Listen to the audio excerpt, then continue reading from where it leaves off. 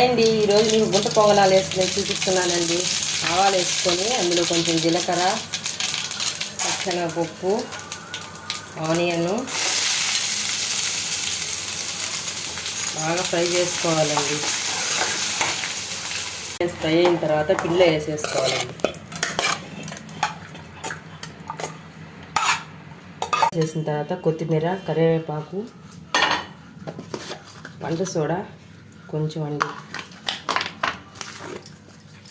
Salt మనం చూసుకొని తర్వాత వేసుకోవచ్చండి. వేసినంత పిండి ఇలా మిక్స్ చేసుకోవాలండి. పిండి ఈ కన్సిస్టెన్సీలో ఉండాలండి. స్టవ్ మీద పొంగనాలు వేసుకుని ప్యాన్ పెట్టుకొని దాంతో ఆయిల్ వేసుకోవాలండి. ఇలాగా ప్యాన్ హీట్ ఎక్కిన తర్వాత పొంగనాలు వేసుకొని పైన మూత పెట్టుకోవాలండి. 10 మినిట్స్ తర్వాత మూత తీసి ఇట్లాగన్నీ తిప్పుకోవాలి. టేస్టీగానే పొంగనాలు రెడీ.